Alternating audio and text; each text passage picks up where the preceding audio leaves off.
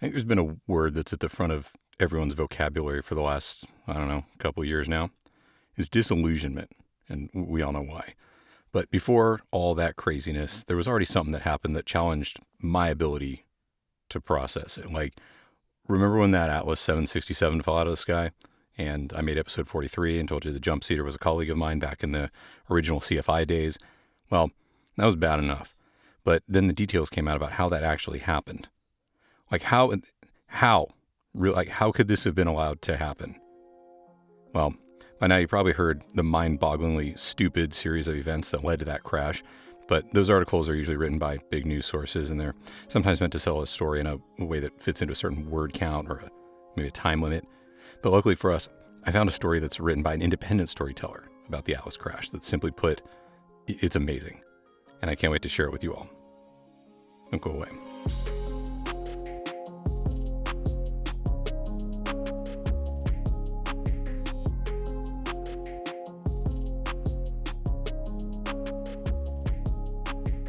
Welcome back to Podcasting on a Plane. I'm Brandon Gonzalez, and you're with me here in the Delta, where we tell the backstories of all that happens in air world. And today, the backstory behind one of the craziest tragedies in recent history. And when I originally heard about the Atlas Air crash, I knew immediately that it was going to be a heck of a story. And then soon after, I learned that somebody I actually knew had been on the ill-fated flight, and that brought things much closer to home. So I went ahead and I made episode 43. You can go back and take a look. It's not very nice to listen to, but I know I had to do something to help out in a bad situation. But as time went by, more and more details came out about how on Earth a 767 could just fall vertically out of the sky and plow into a lake. As expected, the truth is stranger than fiction, and the simplest little error and a massive and inappropriate overreaction brought the whole thing to a crashing end, and it could have been avoided. Now, just like all of you, I've read the news articles and watched all the YouTube commentary and so on, but somehow the article you're going to hear today I just didn't come across it until more recently.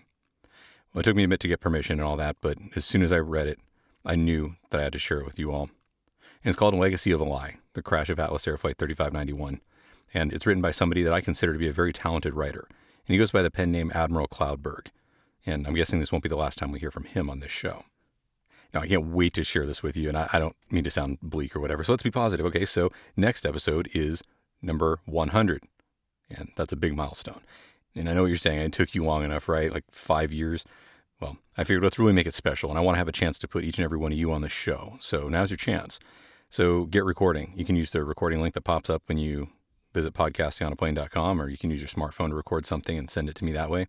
Whatever you want to do. You don't have to blow sunshine, but maybe there's like a guest who said something that moved you, or something you'd like to share, whatever it is. I don't know, but send it in, because I can't wait to hear from all of you. And that's what this podcast is really about. I mean, without you listening to it, it's just me talking into this microphone in a glorified closet. Anyway, I want to feature you on the show, and I want it to be really special. And I've already had a few really good submissions, and I can't wait for a ton more, so don't hold back. This is going to be a really good episode. And speaking of not holding back, I think it's about time we get to the article. Again, it's called Legacy of a Lie, The Crash of Atlas Air Flight 3591. On the 23rd of February 2019, a Boeing 767 transporting cargo for Amazon suddenly dived into Trinity Bay while approaching to Houston, Texas, killing all 3 people on board. From the putrid estuary, investigators pulled the jet's 2 black boxes, which together revealed the perplexing story of the last moments of Atlas Air Flight 3591. It all began with a bumped switch, a tiny action that ultimately led to catastrophe when the disoriented first officer panicked and flew his plane into the ground. The sequence of events in the cockpit defied comprehension. How could a trained pilot make such a fundamental error? It was in their attempts to answer this question that investigators found the real cause of the accident.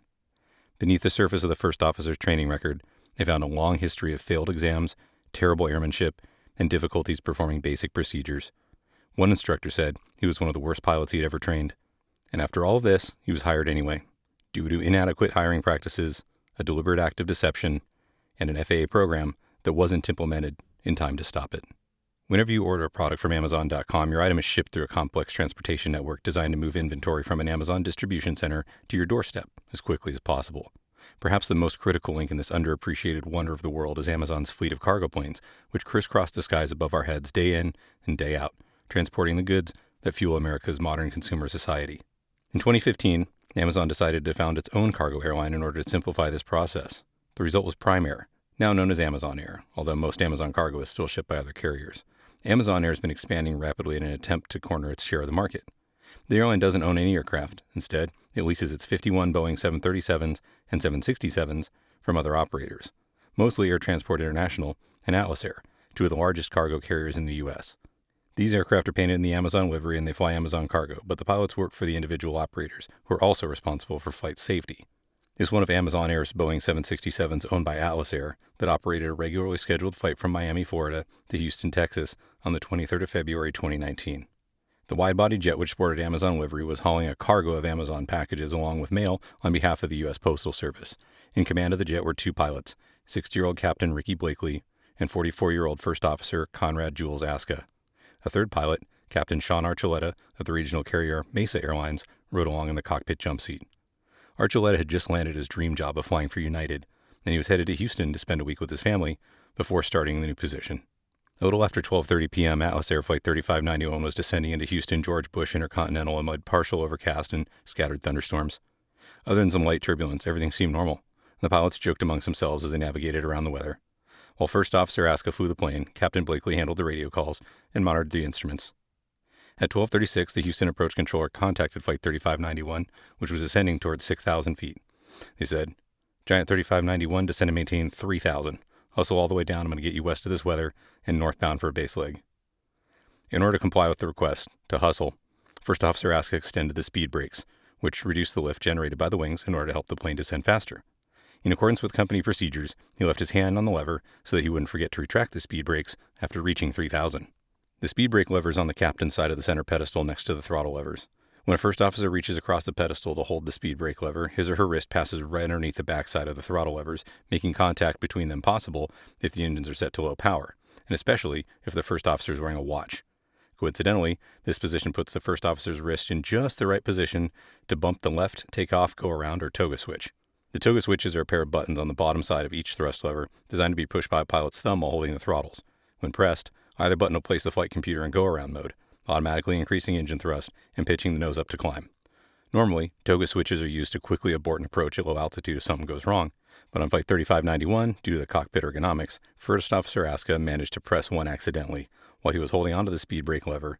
A bout of turbulence jolted his wrist upward and into the left toga switch, placing the airplane in go-around mode without anybody realizing. Although the mode indicators on the pilot's displays suddenly changed to go-around and thrust began to increase, neither pilot initially noticed that anything was wrong. Keeping an eye on mode indications and other instruments was the job of the pilot not flying the plane, which in this case was Captain Blakely. However, at that moment he was busy programming approach information into the flight computer and was not looking at his display. The shift in the airplane's energy state also did not strike First Officer Aska as unusual because he was expecting a slight increase in power and pitch up to occur automatically when the plane reached 3,000 feet, although they were in fact nowhere near this altitude. As the engines began to accelerate to go-around power and the nose started to pitch up toward 4 degrees, both pilots remained oblivious to the mode change that had occurred. But what First Officer Aska did notice as the plane transitioned into a climb were its physical sensations induced by the change of trajectory. Humans rely on 3 sensory systems to determine the vector of our motion through space: the visual system, our eyes, and the vestibular and the somatosensory systems, located in the inner ear, which detect the pull of gravity. When go-around mode activated on Flight 3591, the flight was enveloped in dense cloud, providing no visual reference points outside the cockpit. This meant that Aska's brain relied on the vestibular and somatosensory systems to understand the physical orientation of his body during the maneuver. However, both of these organs actually measure the direction of the gravito-inertial force, or GIF factor, which includes both gravity and the force of acceleration. When the human body accelerates rapidly, the GIF vector swings aft as the acceleration presses us back into our seats. But without a visual reference to determine our orientation, the brain is not capable of distinguishing between an aft shift of the GIF factor caused by acceleration and a shift in the position of the body relative to gravity. And this gives rise to a phenomenon known as somatogravic illusion, the sensation of leaning backwards when one is actually accelerating. As Flight 3591 accelerated for the go-around, First Officer Aska experienced a somatogravic illusion that tricked him into believing that the plane was pitching up excessively. 7 seconds after the activation of go-around mode, the illusion became so intense that Aska instinctively began to push the nose down to counter the steep pitch up, which he believed existed. Had Aska looked at his attitude indicator, it would have been obvious that their pitch was completely normal, but he did not. In a panicked intonation, he exclaimed, "Oh!" and retracted the speed brakes. Captain Blakely still had his nose in the computer and didn't notice that anything was wrong for several seconds. As he pushed the plane farther into a dive, Aska shouted, "Whoa!" followed by a desperate exhortation, "Where's my speed? My speed!" Believing the plane was in a nose-high position and in danger of stalling, he might have been confused as to why his speed was increasing instead of decreasing. Within seconds, his sustained inputs on the control column disconnected the autopilot, and it pitched the plane over to nearly 50 degrees nose down, sending the 767 diving towards the ground from 6,000 feet. The sudden transition to a dive pulled the pilots up out of their seats and sent the J factor swinging up over their heads, creating an extremely disorienting sensation of tumbling backwards. Only now did Captain Blakely, himself extremely disoriented by the sudden maneuver, look up and try to figure out what was going on. He immediately looked at his attitude indicator. He saw they were in a dive, and he pulled back on his control column to climb. But he never ensured a positive transfer of control, and as he desperately tried to pull up, First Officer Aska continued to push the nose down. The pilots were fighting each other. As the plane plunged from the sky, a series of bangs and thumps filled the cockpit as unsecured objects flew in every direction. "We're stalling! Stall!" Aska exclaimed, although there was not a single indication that was the case, except for his own disorientation. "Lord have mercy on myself," he screamed. Turning to his captain, he pleaded, "Ricky! What's going on?" Captain Blakely asked. "Lord, Ricky!" Aska screamed again. "What's going on?" shouted Sean Archuleta from the jump seat. "Rick!" The sound of a loud, continuous clacker filled the cockpit as the plane exceeded its maximum operating speed. From the back of the cockpit, Archuleta yelled, "Pull up!" At that moment, the plane broke through the clouds, suddenly providing a visual reference for First Officer Aska. The shout of "pull up" and the appearance of the ground finally dispelled the illusion, and he hauled backward on his control column with all his might. But it was obvious. It was too late. "Oh God," someone yelled. "Lord Jesus, you have my soul," Aska screamed, and 2 seconds later, still pulling out of the dive, the 767 slammed into the shallow water of Trinity Bay at more than 740 kilometers per hour. Obliterating the airplane, it threw a column of water high into the air. The plane hit the water with such force that the shattered debris was driven up to 3 meters into the muddy bottom, leaving only light debris and pieces of fuselage skin floating like a white streak on the surface. Upon receiving calls from witnesses who saw the plane go down, emergency services rushed to the scene to search for survivors. Instead, they were confronted by a grim tableau of destruction. The wide-body jet had been reduced to pulverized wreckage, and it was obvious that all 3 people on board had died instantly on impact. From that point on, the response to the crash would fall to the coroner and the NTSB. An NTSB GO team arrived at the crash site within hours and set about searching for the black boxes. Amid the mud and the tangled debris, the flight recorders were not easy to find. It took more than a week for divers to locate the bright orange boxes from the bottom of Trinity Bay and to send them to Washington, D.C. for analysis.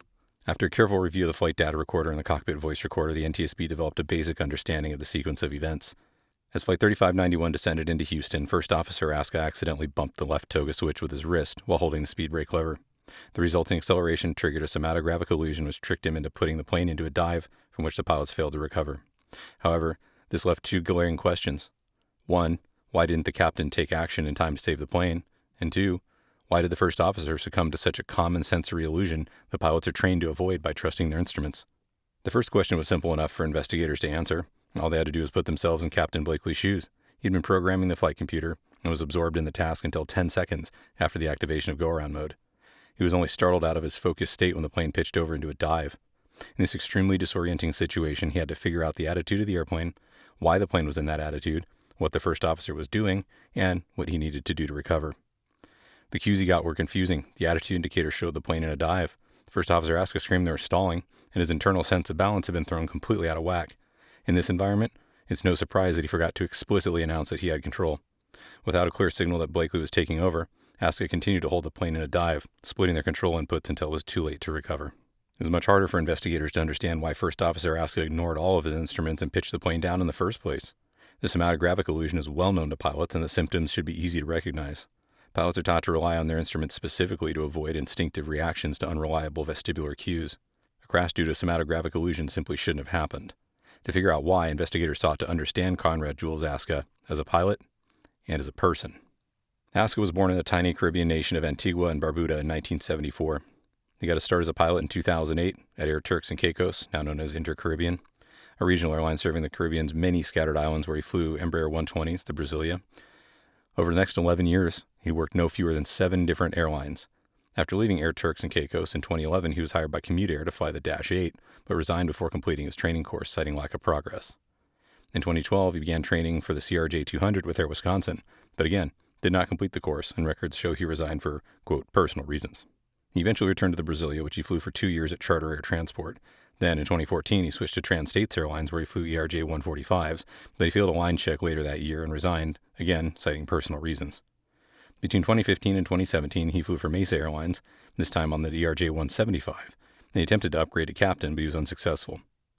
Finally, in July 2017, he was hired by Atlas Air to fly Boeing 767 cargo planes, which he did right up until the crash.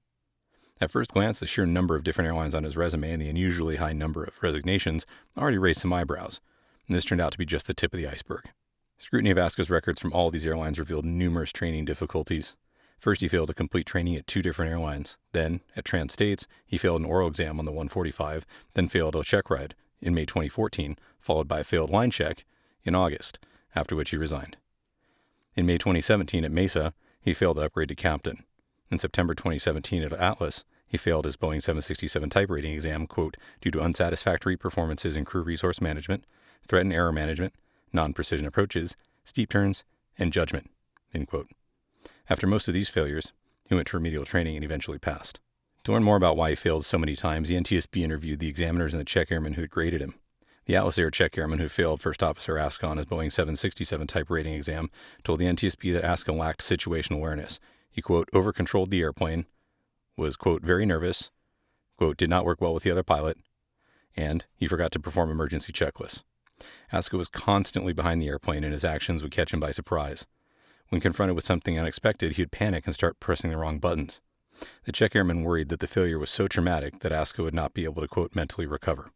Next, the NTSB interviewed the check airman who had trained First Officer Aska at his previous employer, Mesa. According to the 3 instructors at that airline, Aska had no trouble with rote tasks. However, they confirmed that when faced with an unexpected event, he would start pressing random buttons in order to feel like he was doing something. His ability to fly the airplane manually was weak, but he wasn't any better with automation because he struggled to use a flight management computer. Like the check airman at Atlas, they stated that Aska had poor situational awareness and they didn't understand what his airplane was doing. One Mesa Airlines check airman said Aska's piloting ability was among the worst he had ever seen. Another told the NTSB that despite all evidence to the contrary, Aska didn't think he was a bad pilot, or at least he was unwilling to admit it. Every time he failed, he came up with an excuse, blaming his poor performance on the hotel where he spent last night, his sim partner, or maybe the instructor. He had no idea that he lacked basic airmanship skills, refused to accept feedback, and didn't understand why he couldn't upgrade to captain. NTSB investigators were left utterly astounded. Naturally, they'd encountered some poor pilots over the years, but none quite so bad as Conrad Jules Aska. It seemed obvious that for his own safety record and the safety of the public, Aska should have been forced to pursue a different career. So why did he keep getting hired? A review of the hiring records and interviews with Atlas Air's Human Resources Department revealed the shocking truth. Aska had gotten the position at Atlas Air because he lied about his past.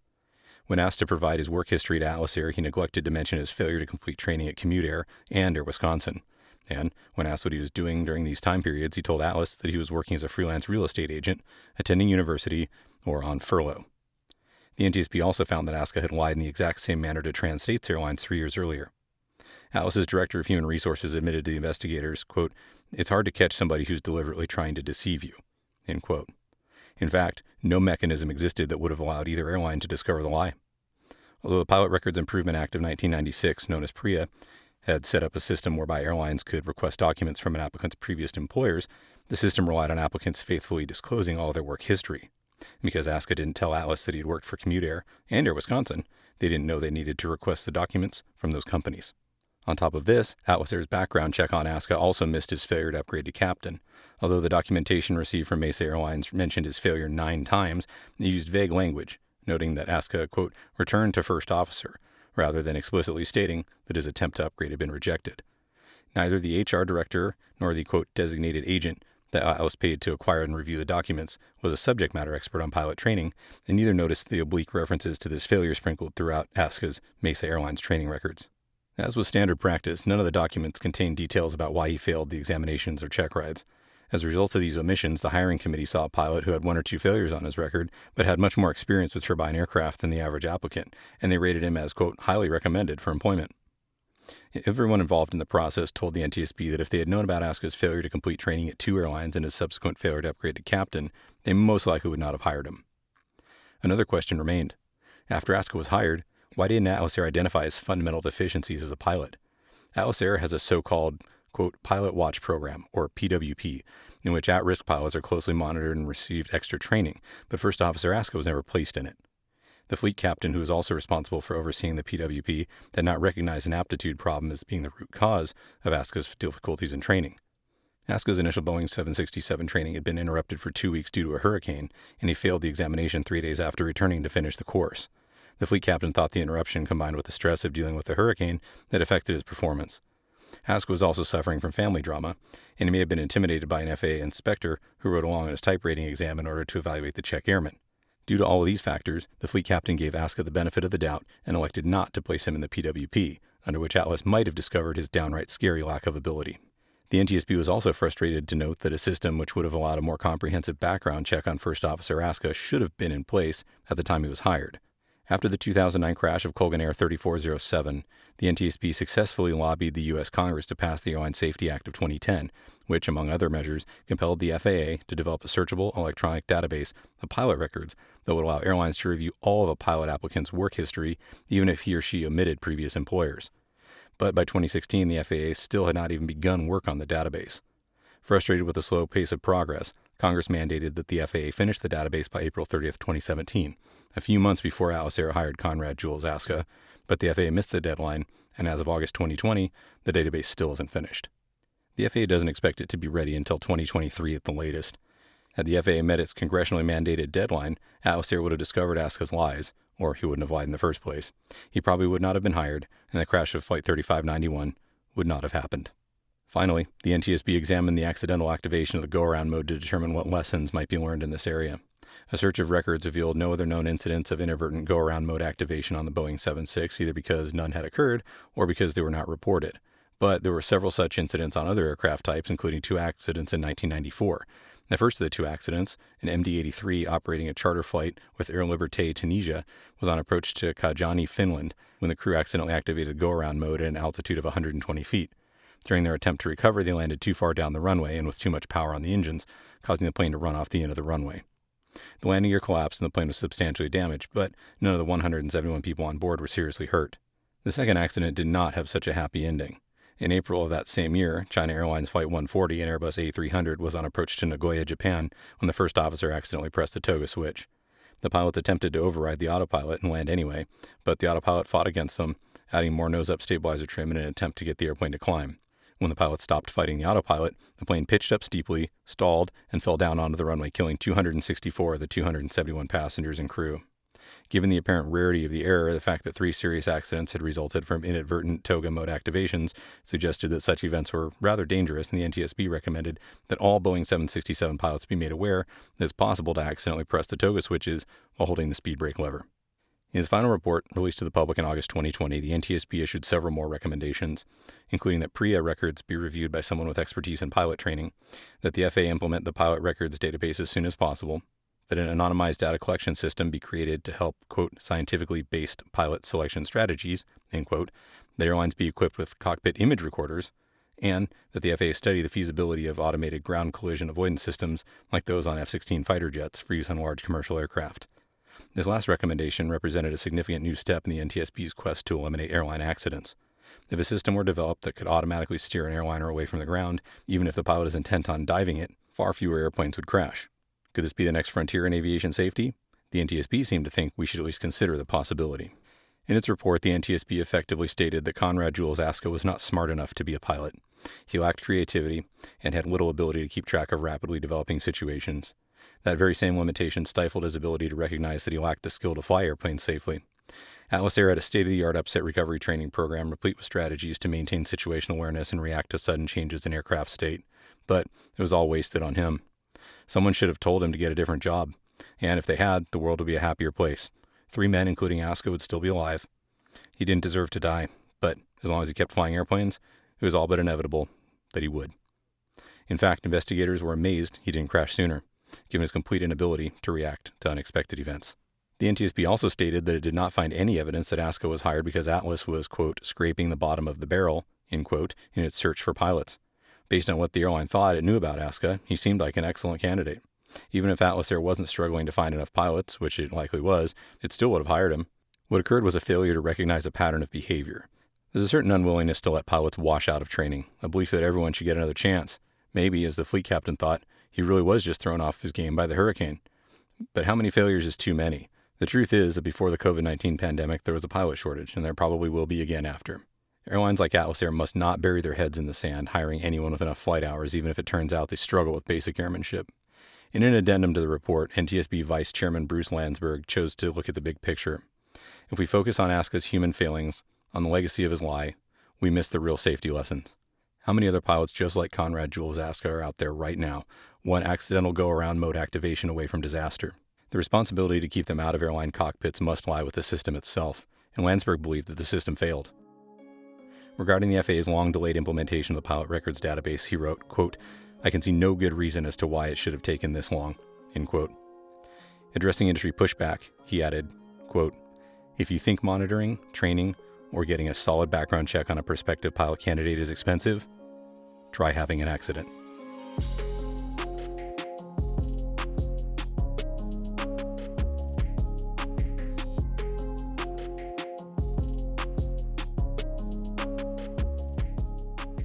As I read that article and as I narrated it and spent the time editing it into this podcast, it makes me sick to think that this was allowed to happen.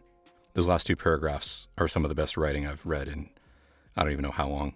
I can only imagine how frustrating it must be for the NTSB board members to keep making these recommendations time and time again, and to have the recommendations go unheeded, and then you have to say, "I told you so," again and again.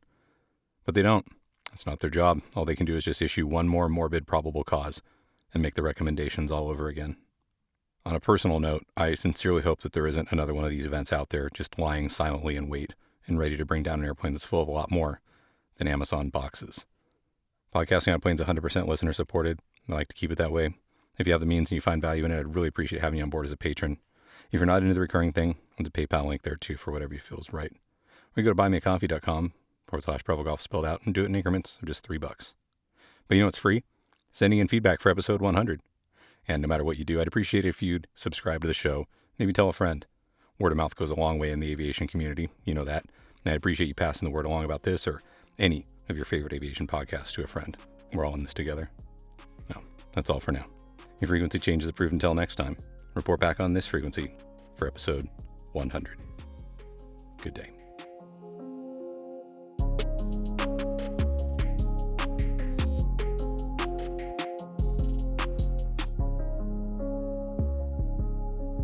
The Podcasting on a Plane podcast is presented for entertainment purposes only.